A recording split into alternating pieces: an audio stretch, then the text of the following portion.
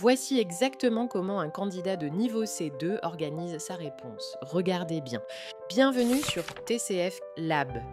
Aujourd'hui, nous allons faire une simulation complète de l'expression orale TCF Canada. Écoutez bien les consignes et entraînez-vous comme lors de l'examen officiel. Je vais vous proposer un sujet. Vous allez vous exprimer sur ce sujet de façon argumentée, en utilisant des exemples, en justifiant vos idées, en essayant de me convaincre pendant 4 minutes 30 secondes. Voici le sujet. Selon vous, est-il nécessaire de diminuer la circulation des voitures dans les centres urbains? Eh bien, c'est une question intéressante car elle divise fortement les opinions dans nos sociétés actuelles. D'un côté, il y a ceux qui considèrent que la voiture est indispensable pour garantir la liberté de déplacement, notamment pour les familles, les travailleurs ou les personnes vivant loin des centres urbains.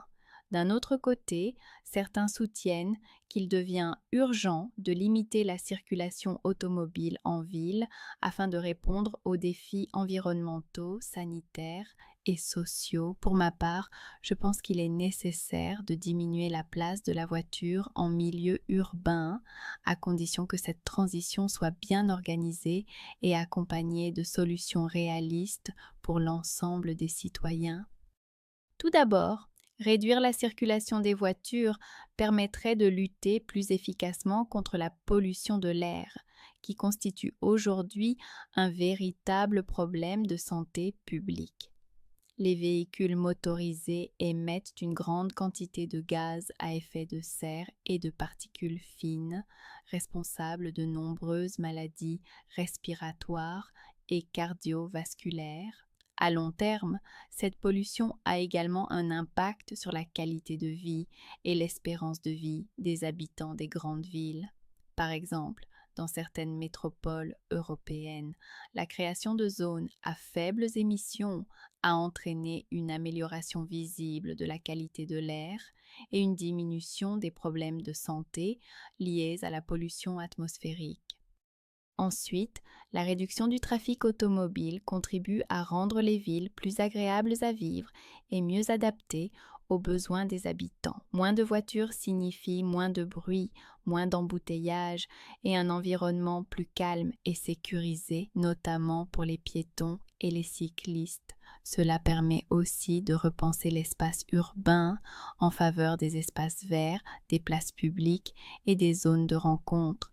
Par exemple, dans plusieurs villes, la piétonisation de certaines rues a favorisé le développement des commerces de proximité et a renforcé le lien social entre les habitants, tout en rendant les quartiers plus attractifs. Par ailleurs, diminuer la circulation automobile encourage le développement des transports en commun et des modes de déplacement alternatifs.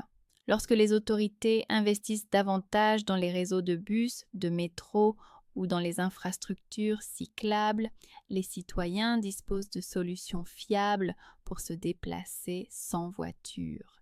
Cette évolution peut également contribuer à réduire les inégalités sociales, car tout le monde n'a pas les moyens de posséder un véhicule personnel. Par exemple, dans certaines villes nordiques, l'amélioration de l'offre de transport public a permis de réduire l'usage de la voiture tout en garantissant une mobilité efficace pour l'ensemble de la population. En conclusion, réduire la circulation des voitures en ville me semble être une mesure nécessaire pour répondre aux enjeux environnementaux, améliorer la santé publique et transformer durablement l'espace urbain. Cependant, cette politique doit être mise en œuvre de manière progressive et équilibrée, afin de ne pas exclure certaines catégories de la population. À mon avis, lorsqu'elle est accompagnée d'alternatives accessibles et efficaces, cette démarche permet non seulement de protéger l'environnement, mais aussi d'améliorer la qualité de vie et le bien-être collectif en ville. Abonne-toi pour plus de simulations et de conseils réels.